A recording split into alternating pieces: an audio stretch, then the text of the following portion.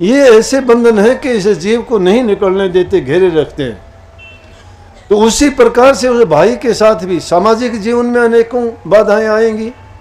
भाई बहन के प्यार टूट जाते हैं, पिता पुत्र के रिश्ते टूट जाते हैं, भाई माँ की दुश्मनी हो जाती है, सास बहू की नहीं बनती है। आप सभी को प्यार भरी राधा स्वामी जी। देखिए, जो आज का सत्संग का विषय है उसमें महाराज ने बताया कि अगर घरों में प्यार प्रेम रखना है, घरों में शांति रखनी है, घर परिवार में एकता रखनी है, तो उसके लिए किन बातों का विशेष ध्यान रखना चाहिए।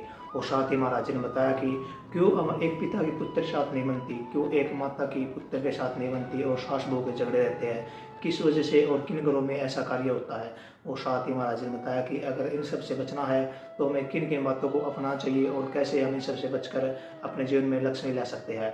और साथ ही महाराज ने बताया कि जो व्यक्ति सत्संग में जाता है, जो व्यक्ति गुरु का ध्यान करता है, उस व्यक्ति का जो जीवन होता है वो किस तरह सफल हो जाता है। ये सब बातें महाराज ने सत्संग में बताई है। तो चलिए आपका कीमती समय के सत्संग को शुरू करते हैं। कृपया सत्संग को पूरा सुनकर पुण्य भागीदार अवश्य बनिए। राधा स्वामी। ये तो पुरानी व्यथा थी, याद रहेगी सदियों तक, क्योंकि ऐसी महामारी इतिहास में कभी देखने में नहीं आई। बुजुर्गों से कभी सुनते थे कि कार्तिक वाली बीमारी एक आई थी, कभी बुजुर्गों में जब बैठते थे सुनते थे कि भाई कार्तिक में एक ऐसी बीमारी आई थी कि लोग कीड़े मकोड़ों की तरह से मर रहे थे। जब ऐसी ऐसी बातें सुनी, सृष्टि में उथल पुथल होता रहता है, ये मालिक की कार्रवाई है, ये काल महाराज की रचना है, उसमें वो जैसे भी चाहता है वैसा करता है।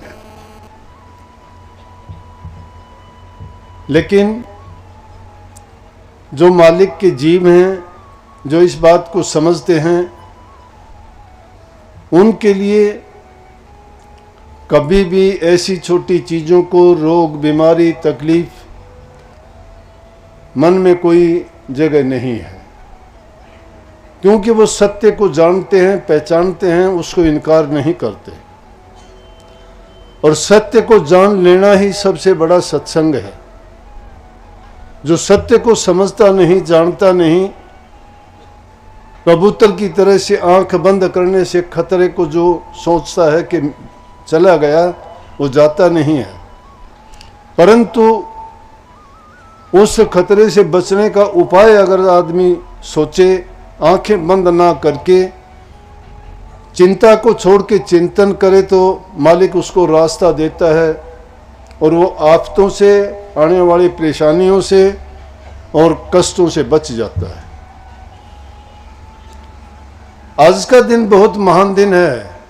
हमारे देश के रीति रिवाज, हमारी संस्कृति, हमारे तीज त्योहार बड़े अच्छे संदेश देते हैं, वो शिक्षा से भरे हुए हैं, अपनी संस्कृति को जिंदा रखने के लिए हैं। पिछले 4 दिन से लगातार आपने देखा होगा, हर साल ऐसा करते हैं। धनतेरस है, उसके बाद अगला छोटी दिवाली के नाम से कहते हो, फिर उसके बाद दिवाली, उसके बाद कल विश्वकर्मा डे था, गोवर्धन पूजा थी, अन्नकूट का कल का ही था, और आज भैया दूज का त्यौहार है। ये लगातार 4-5 दिन ऐसे त्यौहार और दूसरे कोई नहीं आते। और हर त्यौहार का मैंने कहा अपना एक विशेष महत्व है, तो आज के इस त्यौहार का भी विशेष महत्व और बड़ा अच्छा संदेश है। पहले के सत्संगों में भी मैंने फरमाया है, आपने वैसे भी सुना होगा, क्योंकि भाई दूज, भैया दूज को बड़े हर्ष उल्लास और उमंग से बहनें मनाती हैं, और उसे मनाने के पीछे बहुत अच्छा एक संदेश है समाज के लिए, परिवार के लिए, भाई बहन के प्यार के लिए। और जहाँ जिस घर में, जिस समाज में, जिस परिवार में, जिस देश में प्रेम की जहाँ पूजा होती है, वहाँ हर प्रकार की सुख, शांति, समृद्धि और खुशहाली रहती है। जब तक किसी के दिल में प्रेम नहीं है, शांति नहीं है, श्रद्धा और अच्छा भाव नहीं है, तो वो किसी भी काम में लगे उसमें सफलता उसको नहीं मिलती। परंतु जहाँ प्रेम है, भाई बहन का प्रेम का त्यौहार है ये। ऐतिहासिक कथा तो यह है कि सूर्य की पत्नी दिशा से 2 बच्चे पैदा हुए, एक तो यम और दूसरी यमुना, 2 बहन भाई थे। इस त्योहार की पौराणिक कथा यह है, ये शुरुआत कैसे हुई इसकी मैं बताता हूं कहानी, लेकिन इस कहानी का संदेश भी साथ के साथ आपको बताऊंगा जो हमें अपनाना चाहिए और अपने जीवन में उतारना चाहिए। अकेली अगर मैं आपको यहाँ साधन अभ्यास और ध्यान की बातें बताऊंगा, कितने लोग उस पर अमल करेंगे, कितने लोग उसको समझ पाएंगे और कितने उस पर चलने का प्रयास करेंगे, ये तो उन लोगों की अपनी मन की भावनाओं पर, उनकी लगन पर निर्भर करती है। परंतु अगर इस बात का भी कोई अगर पालन कर लेता है तो उसको भी काफ़ी इससे लाभ मिलेगा। तो उनके 2 बच्चे पैदा हुए। लड़के का नाम उन्होंने यम रखा, जम कहो, और लड़की का जमुना। लेकिन वो सूर्य की गर्मी को बर्दाश्त नहीं कर सकी। दिशा ने छाया को पैदा किया और खुद वहाँ से वो उनको छोड़ के चली गई। तो वो दोनों बच्चे रहे, लेकिन आपस में उनका इतना प्यार नहीं था। काफ़ी साल बीतते चले गए। यम कभी अपनी बहन से मिलने के लिए नहीं गया। वो उसको काफ़ी बुलाती, लेकिन एक बार यम अपनी बहन से मिलने के लिए गया।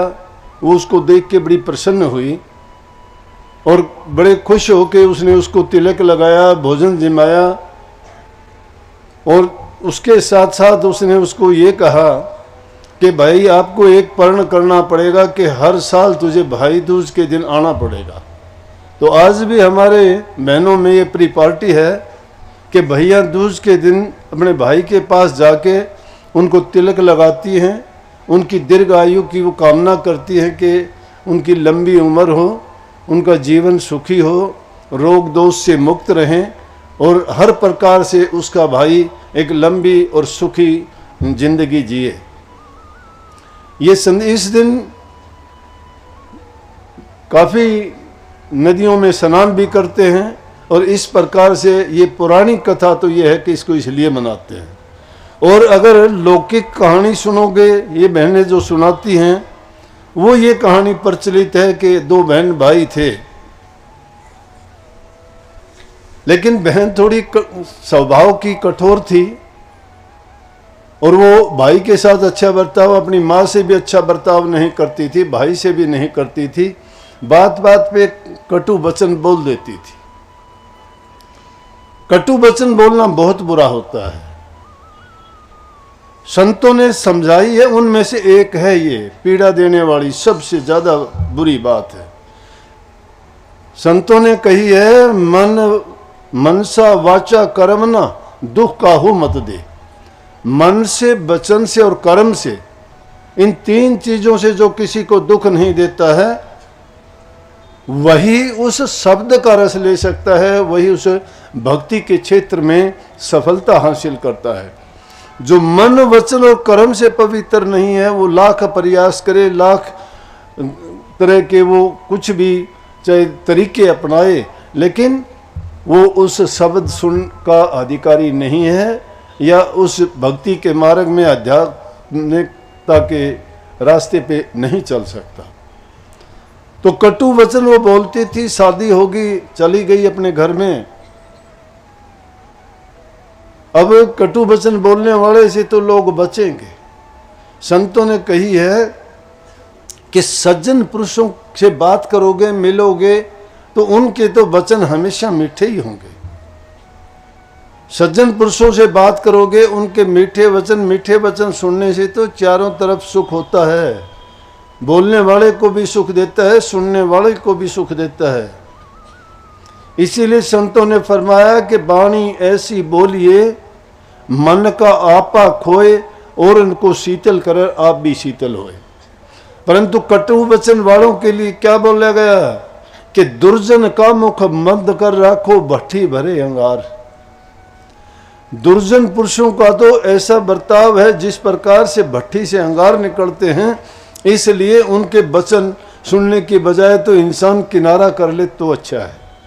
क्योंकि बुरी बात सुनने से इंसान को क्रोध पैदा होगा, दुख पैदा होगा, दिल में पीड़ा होगी, तो उसके मन का जो विचार और ख्यालात हैं वो दूषित हो जाएंगे, दुर्मति बढ़ जाएगी, उसकी कुमति, अच्छे गुण नहीं रहेंगे, सुमति चली जाएगी। तो इसलिए वाणी का बोलने का बड़ा वो है। लेकिन भाई बहन से प्यार करता है, अपनी माँ से कहता है, बहन को गए बहुत दिन हो गए माँ, मैं बहन के पास जाना चाहती हूँ। बोली अरे कहाँ जाएगा, ये लौकिक कथा है कि कहाँ जाएगा, वो तो अच्छी बोलने वाली नहीं है, यहाँ भी झगड़ा करती थी, तेरे साथ भी ऐसा ही करेगी, मत जाओ, कोई फ़ायदा नहीं उससे मिलने का, उसके पास जाने का। लेकिन क्योंकि भाई था, बहुत जिद की, तो उसकी माँ ने उसको इजाज़त दे दी। वो मिलने के लिए गया तो कहते हैं जब वो गया, अच्छे काम में जब भी आप भी चलोगे तो आपके रास्ते में भी बाधाएं आएंगी। भक्ति के रास्ते में कदम रखोगे, कदम कदम पर आपको बड़ी बड़ी समस्याएं पैदा करने वाले खड़े होंगे। जैसे इस शब्द में कही ने कि टूटी नाव भवसागर फंसी है और उसको कैसे लगाऊं पार, काम क्रोध मगरमच्छ खड़े हैं उसको डूबने को तैयार। जिस प्रकार से जीवन में ये बाधाएं, भक्ति के रास्ते में काम क्रोध लोभ मोह अहंकार, इनकी तुलना मगरमच्छों से, बड़े बड़े मच्छियों से की गई है। जिस प्रकार से वो बड़े बड़े जहाज़ों को भी पलट देते हैं, तो ये जीवन की तुलना उस जहाज से की गई है जो टूटी फूटी है। टूटी फूटी किस लिए कि हमने इसको अपने कर्मों और अपने कर्म बना के, कर्म हमने अच्छे नहीं किए, उनके कारण हमने क्या किया कि इसको छीनहीन कर दिया है, इसको बहुत कमज़ोर कर दिया है और तरना चाहते हैं हम इस संसार रूपी सागर से। लेकिन संसार रूपी सागर में अनेक प्रकार के वो बड़े बड़े मगरमच्छ कौन हैं? काम है, क्रोध है, लोभ है, मोह है, अहंकार है, तृष्णा है, इच्छा है, ममता है। ये ऐसे बंधन है कि इस जीव को नहीं निकलने देते, घेरे रखते हैं। तो उसी प्रकार से उस भाई के साथ भी सामाजिक जीवन में अनेकों बाधाएं आएंगी। भाई बहन के प्यार टूट जाते हैं, पिता पुत्र के रिश्ते टूट जाते हैं, भाई माँ की दुश्मनी हो जाती है, सास बहू की नहीं बनती है। इस सामाजिकता का ताना बाना जब टूट जाता है और घरों में प्यार प्रेम और शांति नहीं रहती, तो हम कोई भी जो काम करना चाहते हैं सारा अस्त व्यस्त हो जाता है। उस घर से लक्ष्मी वास छोड़ देगी। उस घर में रोजाना लड़ाई झगड़े का मतलब है कि बर्बादी का कारण, सब कुछ बर्बाद हो जाएगा धीरे धीरे।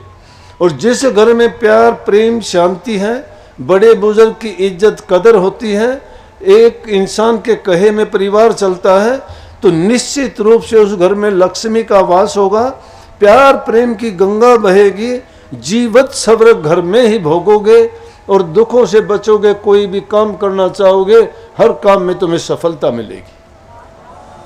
लेकिन अगर घरों का वातावरण आपने बिगाड़ लिया है, वातावरण अगर बिगाड़ लिया है, तो लाख तुम धन कमाने की कोशिश करना, लाख प्यार बढ़ाने की कोशिश करना, तुम कहीं भी किसी भी कार्य में सफल नहीं हो पाओगे।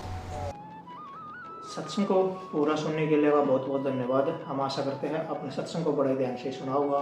तो जैसे पहले शासन जी महाराज जी ने बताया कि अगर हमें घरों में प्यार प्रेम रखना है, अगर हमें घरों में शांति रखनी है और धन ही धन लेकर आना है, तो उसके लिए हमें सत्संग में जाना पड़ेगा, गुरु महाराज जी की बातों को अपनाना पड़ेगा। उनकी बातों को अपना कर हम उनके बताए गए रास्ते पर चलकर अपने जीवन में बदलाव लेकर आ सकते हैं, अपने जीवन को सार्थक बना सकते हैं, सुखमय बना सकते हैं।